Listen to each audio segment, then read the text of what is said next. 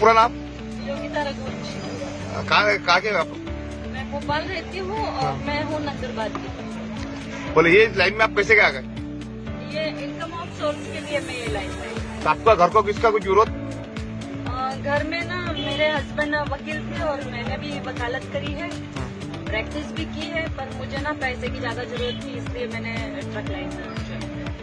आपके बच्चे वगैरह? हाँ, मैंने दोनों बच्चों को पढ़ा दिया। लड़की है इंजीनियर, वो गुजरात में नौकरी करती है और बेटा अभी कॉलेज में है। और माँ बाप? माँ बाप नंदुरबार में। तो उनको कुछ दिक्कत? नहीं, कुछ उपाय ही नहीं था, पैसे कमाना बहुत जरूरी था घर चलाने के लिए। हस्बैंड है अभी की? नहीं, वो एक्सपायर हो गए रोड एक्सीडेंट। तो घर चलाने के लिए आपने ये लाइन चालू की थी? मैंने जब वो एक्सपायर हुए उसके बाद मैं ये लाइन में आई। आप कितने साल से लाइन में? ये मेरे को 15 साल। तो आपको कुछ रास्ते में दिक्कत वगैरह कुछ तो ऐसा कुछ टेंशन आपकी लेडीज के हिसाब से अपन गाड़ी चला रहे, कुछ ऐसा कुछ बर्डन वगैरह किसका कुछ? अभी तक तो नहीं, मुझे सभी लोगों ने सहकार्य किया और आगे भी करते जहाँ तक, मतलब मैं हरियाणा उत्तरांचल सब कुछ जाकर आई, जम्मू केरला, लेकिन मुझे सब लोग सपोर्ट करते हैं। कुछ प्रॉब्लम आई तो सपोर्ट ही करते हैं। घर को कोई प्रॉब्लम नहीं किसका?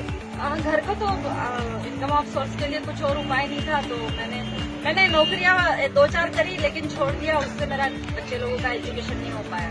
आपकी पढ़ाई? मेरी पढ़ाई BCom LLB।